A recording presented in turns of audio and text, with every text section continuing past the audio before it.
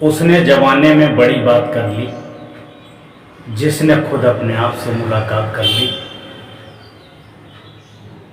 जो अपने आप को जान जाता है, अपनी शक्तियों को पहचान जाता है, उससे बड़ा ताकतवर और बलशाली कोई नहीं होता है। सेल्फ कॉन्फिडेंस विजय का और प्रसिद्धि पाने का, सफल होने का सबसे बड़ा मूल मंत्र है। जिसके पास अंतःकरण की ताकत है और अपने आप पर भरोसा है, वह व्यक्ति सबसे ज़्यादा सफल होता है। मानव जीवन इतना अंधकार में है, इतना भ्रम में है। सूर्य को जल देगा, उस पर विश्वास कर लेगा। गाय को चारा खिलाएगा और उसके पैर भी छू लेगा, उस पर भी विश्वास है, कुछ ठीक हो जाएगा। महिलाएं चंद्रमा की पूजा करती हैं और कहती हैं पति की आयु लंबी हो जाएगी, उस पर भी भरोसा कर लेती हैं। पेड़ों में धागा बांध देती हैं, उस पर भी भरोसा करती हैं। तरह तरह के गंडा ताबीज, उस पर भरोसा करती हैं। लाल पीले धागे, उस पर भरोसा करती हैं। अंगूठी और कड़ा पर भरोसा करती हैं।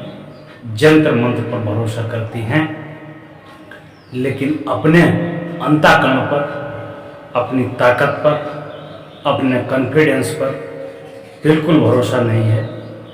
जिसको अपने आप पर भरोसा नहीं होता है, वह जीवन में कभी सफल नहीं होता है। जिसके पास अपनी ताकत नहीं होती है, वो जीवन में कुछ भी नहीं कर सकता है।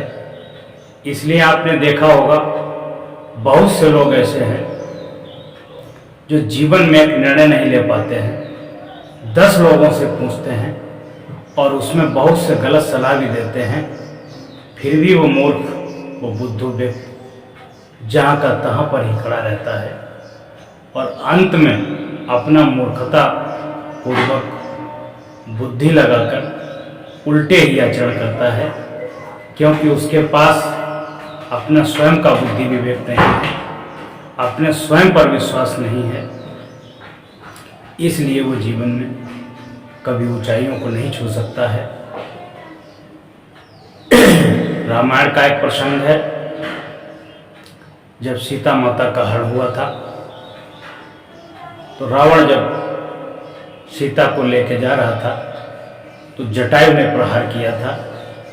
तो रावण ने अपनी तलवार निकाल करके जटायु के पर काट दिए थे। और जब राम लक्ष्मण सीते की खोज करते करते आए, उन्होंने देखा कि जटायु मरा पड़ा हुआ है। जटायु को उठाया और उसका खून साफ किया। उससे पूछा कि हे गिद्धराज, तुम्हारे साथ ये क्या घटना हुई है? तब उन्होंने बताया कि किसी स्त्री का हरण करके दुष्ट पापी रावण ले जा रहा था, तब मैंने उसके ऊपर प्रहार किया और उसने अपनी तलवार से मेरे पैर काट दिए। अब मैं जीने लायक नहीं रहा हूँ, अब मैं मोक्षधाम को जाता हूँ। तो राम ने कहा कि वो नारी कोई और नहीं थी, वो हमारी धर्मपत्नी सीता थी। गिद्धराज ने कहा कि आपकी गोद में, आपके हाथों में हंसते हंसते मेरी मृत्यु हो रही है और मैं जाकर के स्वर्ग में आपको पिता को बताऊंगा कि आपकी पुत्र वधू का हरण हुआ है, राम व्याकुल हैं, उनको बचाने के लिए मेरी मृत्यु हुई है। राम ने अपनी दृढ़ संकल्प इच्छा और आत्मबल और विश्वास से कहा कि हमारे पिता दशरथ को ऐसी सूचना मत देना, यदि ऐसी सूचना दोगे तो वह वहाँ व्यथित और परेशान होंगे कि हमारा पुत्र संकट में था, हमारी पुत्र वधू भी हरण हो गई है। उसके बदले में मैं राम को मारकर राम के मुख से स्वयं अपने पिता को बतवाऊंगा कि तुम्हारे बेटे राम ने क्या किया और क्या उनकी वीर गाथाएं थी। जब रावण का वध होता है, स्वर्ग में जाता है। स्वर्ग में दशरथ पूछते हैं कि रावण तुम इतने बलशाली,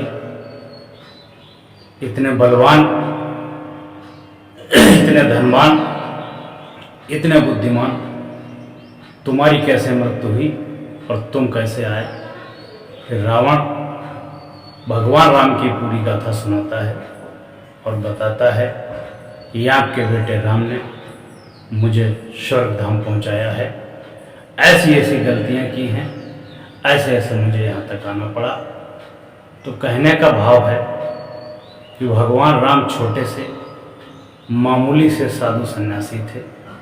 उनको पता भी नहीं था कि उनकी पत्नी को रावण हर के ले गया है।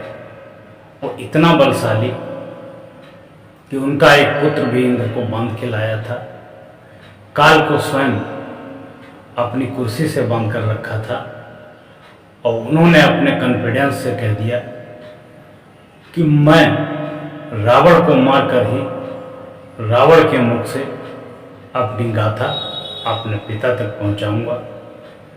इसलिए समय निकाल करके थोड़ा अपने बारे में चिंतन और मनन करिए और अपने आप को, अपनी शक्तियों को पहचानिए कि मैं कौन हूँ और क्या कर सकता हूँ और क्या कर रहा हूँ।